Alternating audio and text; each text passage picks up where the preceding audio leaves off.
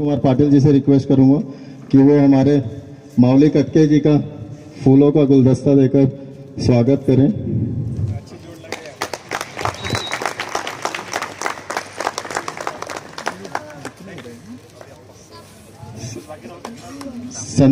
संदेश लोखंडे जी से गुजारिश, हमारे संजय अप्पा सातम पाटिल जी का फूलों का गुलदस्ता से स्वागत है। जोरदार तालियों से अभिनंदन किया जाए हमारे गेस्टों का आज की।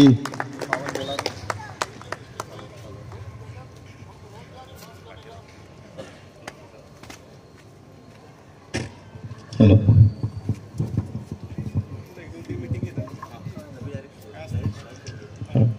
मैं रिक्वेस्ट करूंगा पाटिल साहब से कि वो 2 शब्द कहें और हमें संबोधन करें।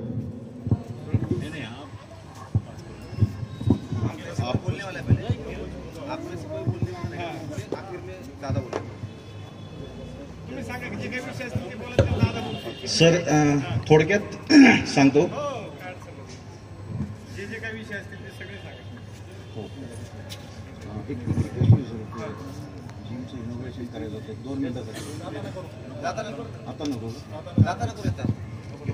आज आपल्या शब्दाला मान देऊन खासदार साहेब आपल्याकडे आले त्याबद्दल त्यांचे मनपूर्वक आभार।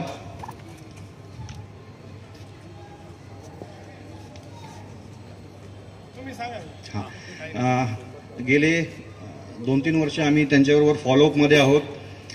सरांचं वैशिष्ट्य सांगायचं म्हटलं तर एक मेसेज जरी पाठवला तरी सर स्वतःहून कॉल करायचे। त्यांनी जो काही फॉलोअप घेतलेला आहे गव्हर्नमेंट ऑफिशियल्स बरोबर, PMRD असू दे किंवा मुख्यमंत्री असू देत, त्यांनी प्रत्येक प्रश्नासंदर्भात फॉलोअप घेतलेला आहे। उदाहरण द्यायचं झालं तर आपला जो पाणी पुरवठ्याचा प्रश्न आहे तो त्यांनी बराच फॉलोअप केलेला आहे, पण अजून ती स्कीम तर काही चालू झालेली नाही आहे सर। पाण्याबरोबरच रोडची पण समस्या आहे, संपूर्ण नगर रोडची, त्यावरती आपण जर लक्ष घातलं तर। आणि त्याचबरोबर या एरियातला सगळ्यात मोठा प्रश्न आहे तो बकोरी रोडचा। 10 फुटाचाच रोड आहे आणि लोकांना येण्या जाण्याला खूपच त्रास होतो। तर आपण जर मध्यस्थी केली तर साधारणतः 10 ते 15 हजार लोकसंख्या आहे या बकोरी रोडवर, तर त्यांचा प्रॉब्लेम कायमस्वरूपी मिटेल। तर आमची अशी विनंती आहे की आपण जातीने याच्यामध्ये लक्ष घालावे।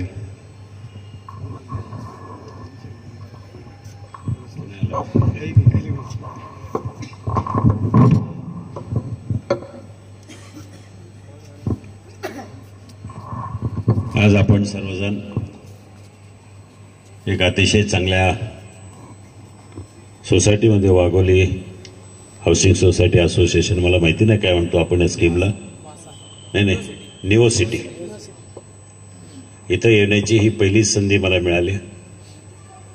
तसा माझा आपल्याशी डायलॉग बऱ्याच दिवसापासून, जवळजवळ वर्षभरापासून, संजीव पाटील असतील, बाकी सर्वजण, एक जागरूक नागरिक म्हणून तुम्ही सर्वजण येणाऱ्या अडचणी माझ्यापर्यंत पोहोचवण्याचं काम आपण करत असता।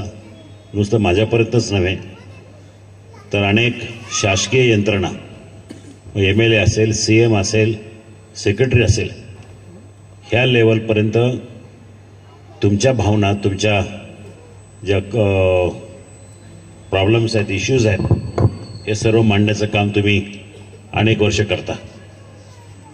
दुर्दैवानं अजूनही आपली गव्हर्नमेंट मशिनरी अशी गिअर्डअप झालेली नाही आहे की नागरिकांनी काही विचारलं की त्याला तातडीनं आन्सर्स देणं वगैरे, असं काही सिस्टम अजून आपल्या पॉलिटिकल सिस्टममध्ये किंवा आपल्या इंडियन सिनेरिओमध्ये डेव्हलप झालेली नाही आहे। दुर्दैवानं हे आमचं दुर्दैव आहे, सगळ्यांचंच दुर्दैव आहे। तुम्ही तुमच्या भावना मांडता, तुम्ही तुमच्या अडचणी मांडता, जेवढ्या पोटतिडकीनं मांडता तेवढ्या पोटतिडकीनं आपल्याला रिस्पॉन्स मिळत नाही।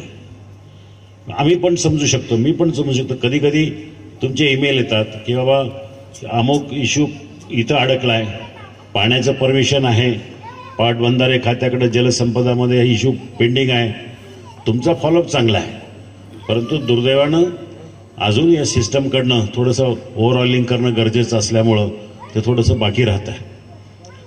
पाण्याच्या प्रश्नाच्या संदर्भामध्ये मी आपल्याला सांगू इच्छितो सुरुवातीला सरकारनं सांगितलं 25 कोटी रुपये मंजूर झाले, तुम्हीच माझ्याकडे घेऊन आला होतात की मंजूर झाले. नंतर तुमच्याबरोबरच आपण PMRD आणि ZPCOची बैठक घेतली, त्यावेळेला त्यांनी मागणी केली की 10 कोटी रुपये तुम्ही भरा. आणि मग आपण असं ठरलं की प्रत्येक सोसायटीच्या प्रत्येक फ्लॅटनं 7,000 8,000 रुपये असं काहीतरी जमा करायचं. हे सगळं तुम्ही टेंटेटिव्हली अग्री झालात, बट मला कुठंतरी राहवलं नाही. मी जरा थोडं PMRDवर भडकलो की एका बाजूला तुम्ही PMRD कडनं वाघोली परिसरातून सोसायट्याकडनं नवीन झालेले सॅटेलाइट टाऊन आहे ह्यांच्या माध्यमातून मोठ्या प्रमाणात रेव्हेन्यू कलेक्शन करताय, पण त्याचा जेवढं कलेक्शन करतात तेवढ्या प्रमाणात त्याचा खर्च ह्या भागात होत नाहीये. उदाहरणार्थ 500 कोटी रुपये जमा होतात, तुम्हाला 25 कोटी रुपये द्यायला जर त्रास असेल तर आम्हाला वेगळा विचार करावा लागेल. असं स्ट्रॉंग पत्र मी PMRDच्या CEOला आणि CMला लिहिलं. आणि मग CMला परत जाऊन भेटलो की काहीतरी बरोबर चाललं नाही. आणि मग CMनं स्पेशल केस म्हणून सगळं 25 कोटी रुपये पूर्ण पेमेंट द्यायचं मान्य केलं. त्याच्यानंतर आपण टेंडर काढलं. आता काय होतं की गव्हर्नमेंट प्रोसेस इतका डिले आहे. टेंडर काढलं, टेंडर ओपन केलं, ते सगळी स्क्रुटिनीसाठी आणि अप्रुव्हलसाठी. एखादं टेंडर ऑनलाईन टेंडर झालं, टेंडरच्या सगळ्या ओपनिंग झाल्यानंतर सगळं स्टेटमेंट गव्हर्नमेंटकडे द्यावं लागतं आणि गव्हर्नमेंटने ते अप्रूव्ह करून परत खाली आणावं लागतं. ते आता मला वाटतं मंत्रालयामध्ये गिरीश महाजनकडे ती फाईल मंजूर झालेली आहे. आता कदाचित हे आचारसंहितेमध्ये परत अडकेल. वर्क ऑर्डर लगेच देणं मला वाटत नाही होईल, कारण दिवस राहिला फक्त उद्या एकच दिवस. Friday is the only working day left. Saturday Sunday most probably code of conduct इलेक्शनचा लागून जाईल. पण हे थोडंसं जरा जलदगतीने व्हायला पाहिजे, तर दुर्दैवाने झालं नाही. पण मी बघतो उद्या लक्ष घालून. पण मला वाटत नाही की मी प्रॉमिस करू शकत नाही की ह्या कोड ऑफ कंडक्टच्या अगोदर त्याचं काम चालू होईल. मे बी ते झाल्यानंतर होईल. दुसरा कचऱ्याचा प्रश्न आहे आपला. कचऱ्याच्या प्रश्नाच्या संदर्भामध्ये सुद्धा मी मिनिस्टर लेवलवर सुद्धा विषय काढला होता. आमचे रामचंद्र अण्णा असतील, संजय अप्पा असतील, बाकी सगळे आम्ही एकदम बसून की त्याच्यासाठी जागा उपलब्ध करून देणं, त्याच्यासाठी नवीन प्रोजेक्ट 4-5 कंपन्यांशी आपण बोलणी चालू आहेत, तर ते सुद्धा पाईपलाईनवर आहेत. बाकी आपण रस्त्याचा प्रश्न सांगितला. कोणाच्या तरी खाजगी जागेतून आपल्याला तुझी अडचण आहे, मी माहिती घेऊन त्या संदर्भामध्ये जे काही मला मदत करता येईल ते करण्याचा प्रयत्न करेल. पण समजा खाजगी असेल तर आपण बघू त्याला पर्याय काय आहे. PMRDशी बोलतो मी. PMRD त्याच्यामध्ये जर आपल्याला काही मदत करता आली PMRDकडनं तर तो सुद्धा विषय आपण घेण्याचा प्रयत्न करू. पाण्याचा प्रश्न मेन आहे. आणि राहिला फक्त आपला ट्रॅफिकचा प्रश्न. मी आता आलो तर इथं सुद्धा खूप ट्रॅफिक आहे. आपल्याला तुम्हाला खांदेनगरला जाणारा रस्ता असेल किंवा ओव्हरऑल हायवे हा जो नगर रोड आहे, ह्या रोडच्या संदर्भामध्ये मी माझ्याशी कनेक्टेड जे आहे तो नॅशनल हायवे आहे. आता ह्या रोडच्या संदर्भामध्ये मी आपल्याला सांगू इच्छितो की ओरिजिनली हा रोड स्टेट हायवे होता. तो गेल्या 6 महिन्यापूर्वी हँडओव्हर झाला नॅशनल हायवेकडं आणि नॅशनल हायवेने त्याला नंबर दिला NH753F असा काहीतरी नंबर दिला. त्यांनी NHIकडं पूर्ण हँडओव्हर झालेलं नाही. अच्छा, NHIकडं तो झाल्यानंतर त्याच्या पुढची कारवाई काय? समजा लॉंग टर्म प्लॅन पुण्यापासून नगरपर्यंत हा रस्ता नुसता पुण्यापासून नगर नाही तर नगरपासून तर अगदी तामिनी घाटापर्यंत हा रोड आहे कनेक्टिव्हिटी त्याची. पण त्याच्यावर आम्ही 2-3 बैठका घेतल्या की काय करावं लागेल. तर पहिल्या टप्प्यात म्हटलं पुन्हा नगर वगैरे सोडून द्या. माझ्या दृष्टीनं शिरूर ते नाही पुढं इथं खराडे चंदननगर हा खांदेवनगर, शिरूर ते खांदेवनगर ह्या रस्त्याचा मला त्या दृष्टीनं म्हटलं टेंडर आम्हाला काढायचं. मग त्याला वेगळे परमिशन घेतले. हा पोर्शनमध्ये वेगळं पीस करून आपण त्याच्यावर काम करू. त्याच्यासाठी कन्सल्टंट नेमायचा DPR तयार करण्यासाठी. त्या प्रोसेसला 6 महिने गेलेत आणि ते प्रोसेसची टेंडर काल परवा म्हणजे गेल्या महिन्यामध्ये सप्लायर फायनल झालेला आहे, त्याचा कन्सल्टंट फायनल झालेला आहे. आता कन्सल्टंट म्हणतो की मला कमीत कमी 6 महिने वेळ लागेल की प्रपोज करायला की कशा पद्धतीचा रस्ता व्हायला पाहिजे. जरा 2 ऑप्शन्स म्हणजे बायपास करायचा का वाघोलीवरून? बायपास केलं तर त्याची कॉस्ट काय होईल? त्या कॉस्टच्या ऐवजी समजा इथं थ्रू जर फ्लायओव्हर केलं तर चालेल का? फ्लायओव्हर केलं तर 6 लेन फ्लायओव्हर होईल, रस्ता केला तर सरफेसवरून 8 लेन रस्ता होईल. आता ह्या सगळ्या प्रोज अँड कॉन्स आहेत सगळ्या, हे कशा होतील हे कन्सल्टंटनं ठरवायचं. कोणाच्या कशी परमिशन असेल, एन्व्हायरमेंटची परमिशन वगैरे, ह्या सगळ्या गोष्टीला अजून 6-7 महिने जातील, कदाचित वेळ जाईल. मग ह्या नगर रोडच्या याचं काय? मग त्याच्यासाठी आम्ही परत राज्य सरकारकडे गेलो आणि स्टेट गव्हर्नमेंटकडनं वाघोली ते शिक्रापूर ह्या 26 किलोमीटरच्या पोर्शनसाठी 220 कोटी रुपये हायब्रिड ॲन्युटीमधून आपण मंजूर करून घेतले. त्याचं टेंडर झालं 220 करोड. त्याचं टेंडर झालंय, टेंडर ओपन पण झालंय.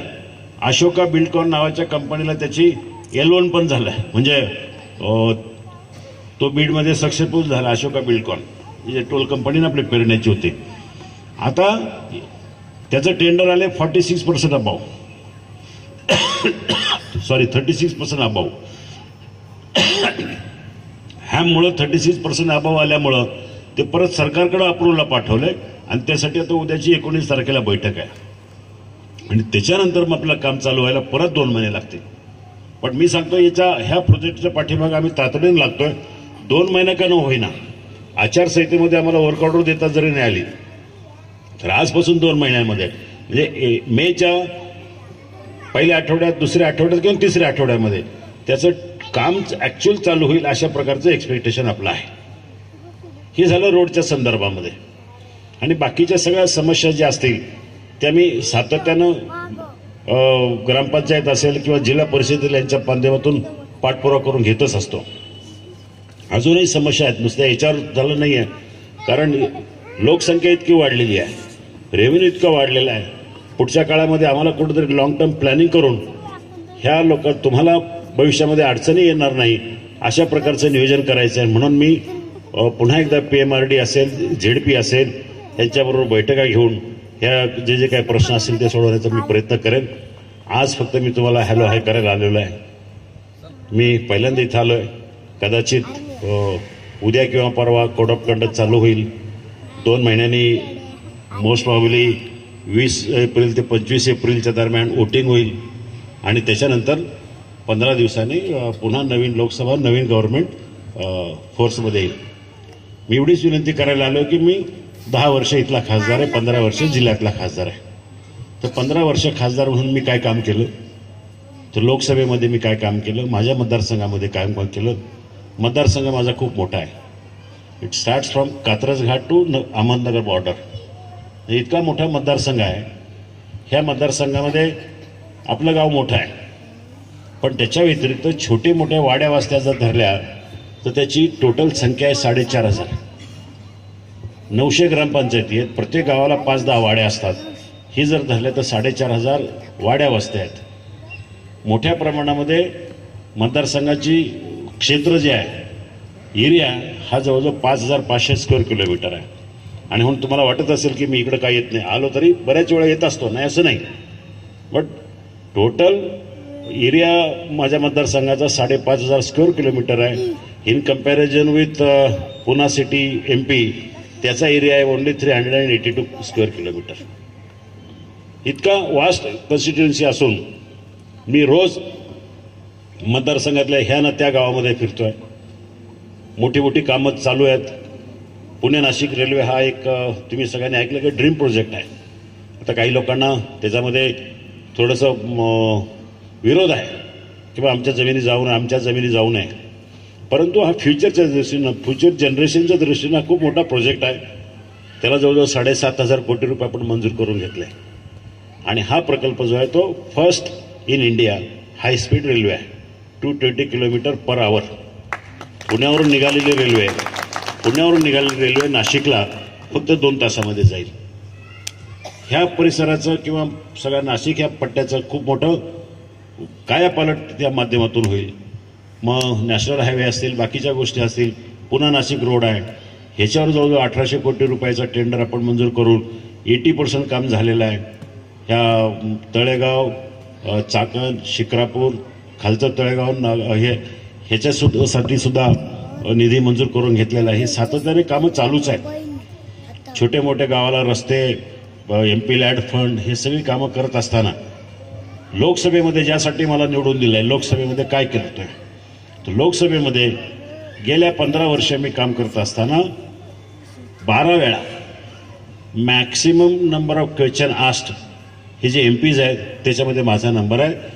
Out of 15 years 12 years in continuous. गेल्या वर्षी आता जर तुम्ही बघा, एक पार्लमेंट रिसर्च स्टडीज म्हणून एक वेबसाईट आहे, तुम्हाला मिळेल PRS, बघा. त्याच्यामध्ये माझं म्हणजे महिलांच्या बाबतीत, महिला सशक्तीकरण, वुमन एम्पॉवरमेंट, हायेस्ट क्वेश्चन्स हे माझे त्याच्यावर आहेत, त्या विषयावर आहेत गेल्या 5 वर्षातले.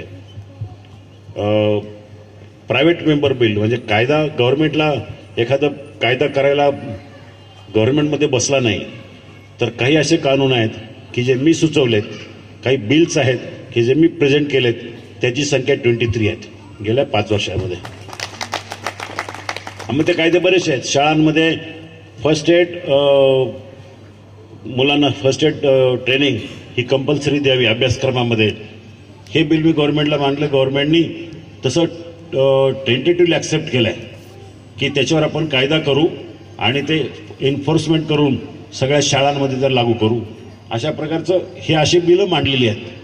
मग फार्मर्स इन्शुरन्स असेल किंवा बाकी सगळ्या गोष्टी असेल, अशी 23 बिलं मी मांडलेली आहेत. आणि संपर्कामध्ये राऊंड द क्लॉक मी माझ्या मतदारसंघामध्ये फिरत असतो. हे म्हणजे तुम्हाला वोटिंग मला का करावं, मी तुमच्याकडे का यावं परत, ह्यासाठी मी आपल्याला सांगतोय की प्रामाणिकपणे 15 वर्षामध्ये मी अभिमानानं सांगेल, मी असा एकमेव पॉलिटिशियन असेल MP MLA मध्ये की एकही पैशाचा गैरव्यवहार, एकही पैशाचा भ्रष्टाचार माझ्या नावावर असणार नाही, कधीच केलं नाही. कारण originally I belong to industry. माझं स्वतःचा इंडस्ट्रीच्या बॅकग्राऊंडमधला मी आहे. माझं स्वतःचं ऑफिस आहे, स्वतःची फॅक्टरी आहे, US मध्ये ऑफिस आहे माझं, आणि कम्प्युटर ऑटोमेशन वगैरे, फॅक्टरी ऑटोमेशन करतो. पण हे सगळं करत असताना माझ्या दृष्टीनं पैसे किंवा भ्रष्टाचार ह्या गोष्टीपासून दूर राहिलो आहे. म्हणून लोकांनी एकदा नाही, दोनदा नाही, 3 वेळा मला निवडून दिलेलं आहे आणि 4थ्यांदा उभं राहिलं. आता माझ्या ऑपोनंट पार्टीनं सहन होत नाही की हा माणूस आमच्या याच्यामध्ये 3 वेळा निवडून येतोय, मग ते नाही तर जंग पछाडलाय. मग काहीतरी खोट्या टीका करणं, माझा नटाला उभं करणं, ॲक्टरला उभं करणं, अशा गोष्टी करतायत. पण मला त्याची फिकर नाही. माझ्या दृष्टीनं मी लोकांमधला माणूस आहे, माझ्या कामावर विश्वास आहे. म्हणून मला आपल्याला विनंती करायची आहे की ह्या वेळेला पुन्हा एकदा तुमच्या सगळ्या मेंबर्स लोकांचं सहकार्य मला लाभून मला पुन्हा लोकसभेमध्ये काम करण्याची संधी द्या, एवढीच विनंती करून थांबतो. धन्यवाद.